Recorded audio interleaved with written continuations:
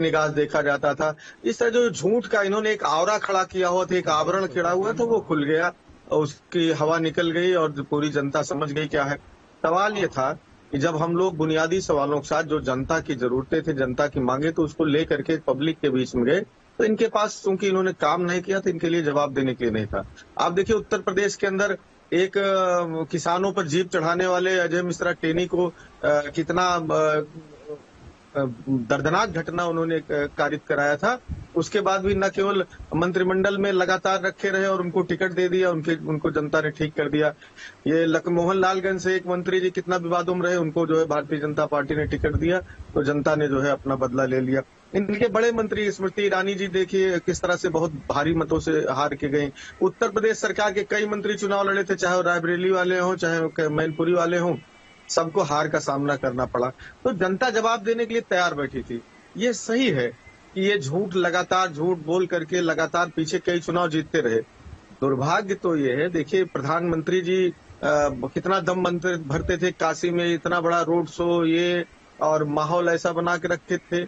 आप देखिए काशी के अंदर उनकी क्या हालत हो गई है। देश के रक्षा मंत्री लखनऊ के अंदर जो आदरणीय अटल बिहारी वाजपेयी के समय से अब तक कभी हारी ही नहीं, कोई नजदीक नहीं रहता था, उनको पसीने आगे बड़ा मुश्किल से देखिए अभी रिजल्ट आते हैं, क्या स्थिति होती है। तो सवाल ये था कि ये सही है कि हम अब इंडिया गठबंधन हमारा अभी कुछ सीट दूर रह गया है, लेकिन हमें उम्मीद है कि चूंकि भारतीय जनता पार्टी ने चुनाव के पहले किस तरह से पूरे देश के अंदर सरकारी मशीनरी का दुरुपयोग करके तमाम पार्टियों में तोड़-फोड़ किया, चाहे उसका उदाहरण महाराष्ट्र भी है, बंगाल भी है, बिहार भी है। बिहार में किस तरह से जाकर के इनके बड़े नेता आदरणीय नीतीश कुमार जी के लिए अपशब्द कहते थे और अंत में किस कारण से कैसे उनको तोड़ के अपने साथ ले गए, किसी तरह इज्जत बचे। तो ये तोड़-फोड़ की राजनीति से कुछ सीटें जरूर बचा ले गए हैं, लेकिन जनता भी समझदार है और वो नेता भी समझदार हैं, जो जनता के सेंटीमेंट को समझ रहे हैं। हमें पूरी उम्मीद है कि जब सरकार गठन की प्रक्रिया शुरू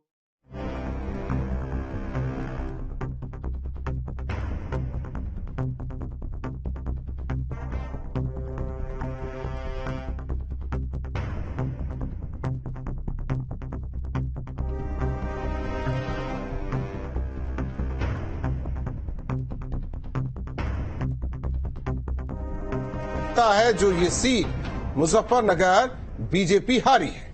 सबसे बड़ी बात आरएलडी साथ में, उसका भी कुछ खास फायदा यहाँ पर होता हुआ नहीं दिखा है बीजेपी को। और हरीन मलिक जीत गए हैं, संजीव बालियान हार गए हैं। आरएलडी साथ में आई तो उम्मीद थी कि पश्चिमी यूपी में बीजेपी को जरूर फायदा होगा, लेकिन फिर भी बीजेपी की स्थिति बदतर हो गई है। फायदा होता हुआ कुछ नजर नहीं आया है। तो एक ब्रेक लेते हैं। लगातार ये मेगा कवरेज जारी, कौन जीता कौन हारा वो बता रहे, कहां कितनी लीड, लगातार मेगा कवरेज न्यूज स्टेट पर जारी है।